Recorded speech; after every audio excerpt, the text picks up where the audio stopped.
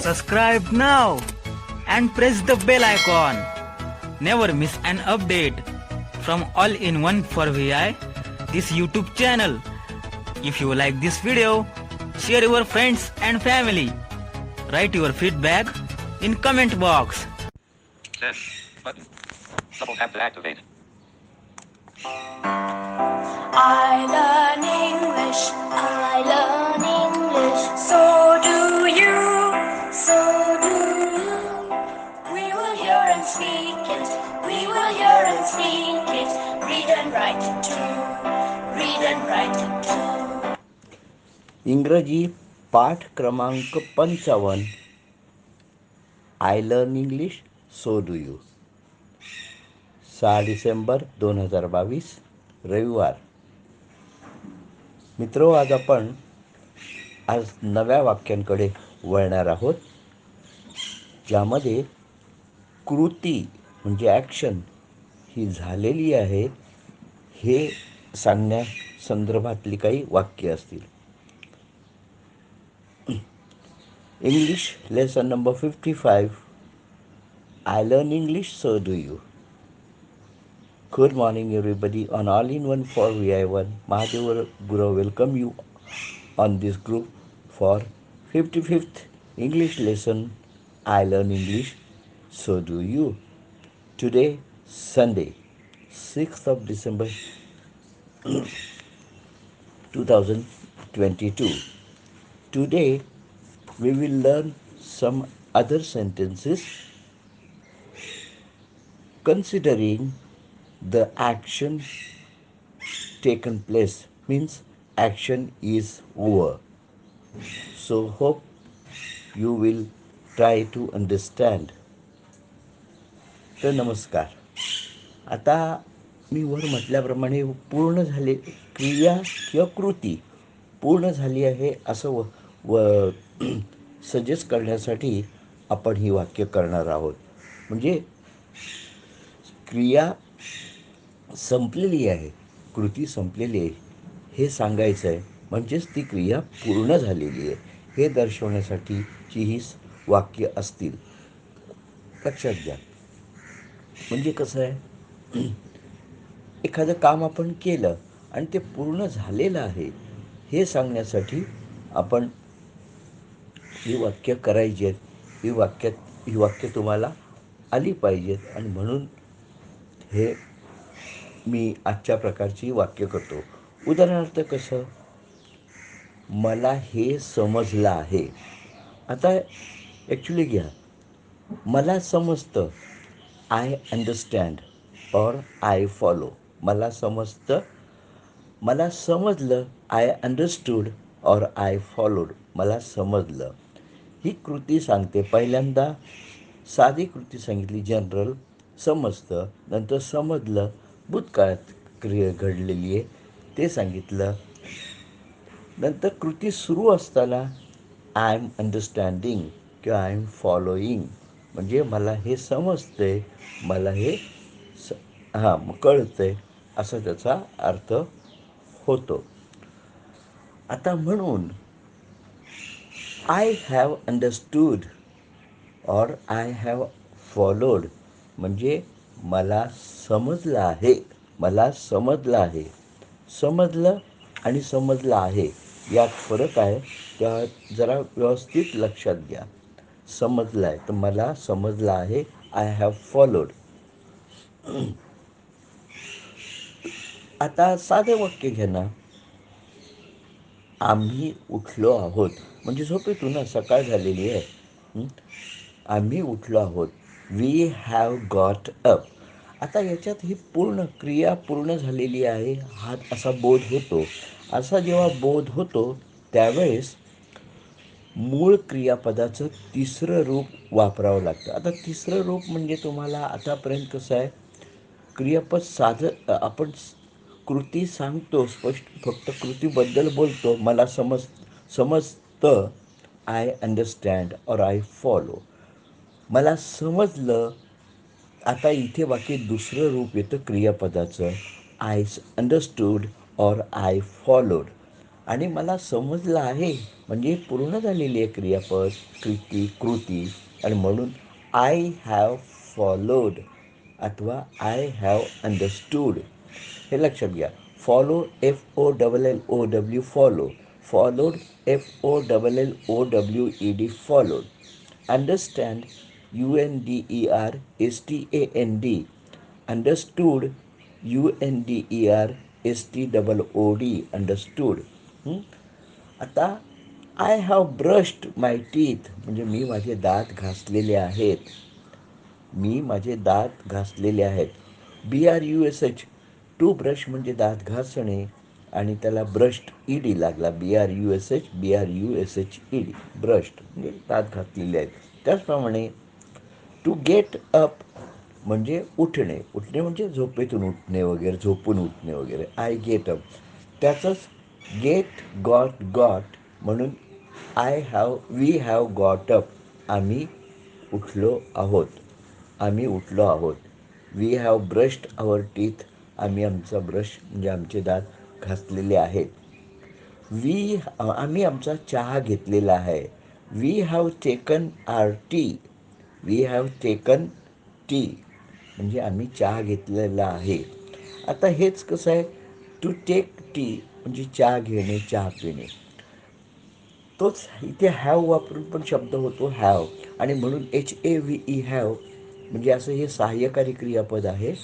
त्याचा past tense had म्हणजे second आणि थर्ड पास्ट टेन्स हॅड, दुसरं तिसरं रूप HAD हॅड. तर असा हॅडचा अर्थ होतो, पण इथे हे क्रियापदाच्या स्वरूपात आपल्याला तसं कसं आहे, हॅव HAVE हॅव म्हणजे जवळ असणे आहे.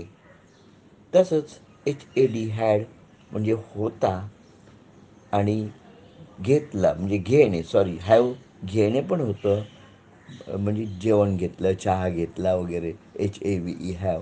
तसंच त्याचं हॅड घेतला, चहा घेतला, जेवण घेतलं असं.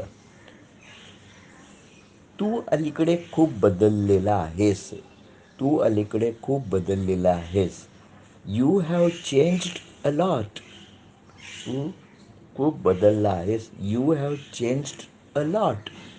तू खूप बदलला आहे. चेंज्ड CHANGE चेंज मूळ शब्द चेंज, त्याला CHANGED मूळ शब्द CHANGE आणि त्याच्यामध्ये घातला तर पास्ट टेन्स होतो त्याचा अथवा सेकंड अँड थर्ड फॉर्म म्हणजे दुसरा आणि तिसरा रूप होतो चेंज्ड. तर तू अलीकडे LOT लॉट म्हणजे बराच. तर तू अलीकडे खूप बदललेला आहेस. हे लक्षात घ्यायचं. ती आलेली आहे. She has come. ती आलेली आहे. She has come. त्याने तिला बोलावलेलं आहे. He has called her. आता हर म्हणजे तिचं होत असलं तरी इथे तिला असा अर्थ घ्यायचा. तिला. He has called her.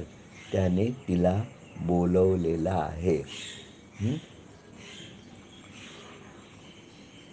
आईने मला चहा दिला. दिला मदर गिव्ह मी टी. पण मला आईने चहा दिलेला आहे. Mother has given me tea. लक्षात घ्यायचं. Mother has given me tea. मी नाश्ता केला आहे.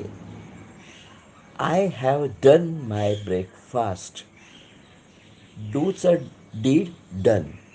डूचं सेकंड फॉर्म दुसरं रूप DID डू म्हणजे करणे. अर्थात इथे हे सहाय्यकारी क्रियापद आहे, तुम्हाला वाक्य पूर्ण करायला मदत करतं. डू त्याचा पास्ट टेन्स DID आणि त्याचा थर्ड फॉर्म तिसरा पास्ट टेन्स डन डन. म्हणजे मी नाश्ता केला आहे. I have done my breakfast. मी नाश्ता केला. सरळ साधं सांगायचं असेल तर I did my breakfast. I did my breakfast. साधाच नाश्ता केला म्हणायचं डीड, पण केलेला आहे I have done my breakfast. I have done my breakfast. मी जेवलो आहे. I have eaten. EAT. To eat म्हणजे खाणे, हां, म्हणजे जेवणे वगैरे वगैरे खाणे. त्याचा past tense ate, second form ate, ATE, आणि third form eaten, EATEN, eaten. Third form eaten. तेव्हा मी जेवलेलो आहे. I have eaten.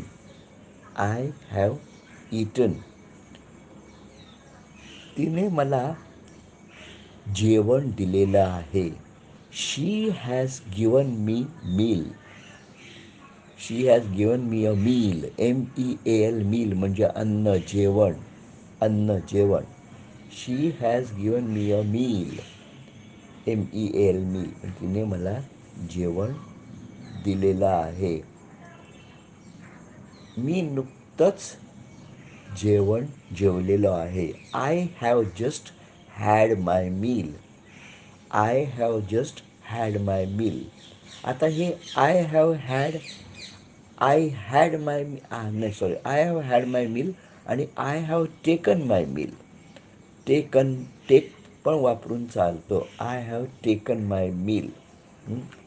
लक्षात घ्यायचं, I have taken my meal किंवा I have had my meal. I have had my meal म्हणजे अशा पद्धतीने ही वाक्य होतील. आणि हां, आता साधं मी पाणी घेतलेलं आहे. I have taken water. I have taken water. I have taken water म्हणजे मी, आता इथे का येत नाही? टेकन अ वॉटर होत नाही का? कारण वॉटर म्हणजे पाणी हे लिक्विड आहे, द्रव पदार्थ आहे, आणि म्हणून तिथे लागत नाही. I have taken a meal, तिथे ती वस्तू आहे म्हणजे अन्न आहे आणि ते लिक्विड स्वरूपात नाही, म्हणजे द्रव नाही आहे, की ते सॉलिड म्हणजे घन पदार्थ आहे. SOLID, liquid, LIQUID, liquid. त्यामुळे घन पदार्थ असल्यामुळे तिथे बसतो, पण वॉटरला लागणार नाही. I have taken a water, मी पाणी घेतलेलं आहे. आलं का लक्षात? मी पाणी घेतलेलं आहे. आता I have taken water, I have had my water किंवा माझं पाणी मी घेतलं. I have had my water आणि त्याने मला पाणी दिलेलं आहे. He has given me water. He has given me water. अथवा she has served me water. Served, SERVE, serve म्हणजे देणे, सेवा करणे वगैरे. मागच्या लेसनमध्ये 2-3 लेसन पाठापूर्वी आपण शिकलेलो आहोत. ते SERVED, सर्वचं सर्व्ड, सेकंड पास्ट टेन्स होतं सर्व्ड. तेव्हा अशी ही वाक्य आहेत, तेव्हा तुम्ही ती लक्षात ठेवा आणि तुम्हाला आली पाहिजे. तेव्हा मी आता आजचा पाठ इथेच थांबतो. थोडा कठीण आहे, पण पुढच्या वेळी बघू. धन्यवाद.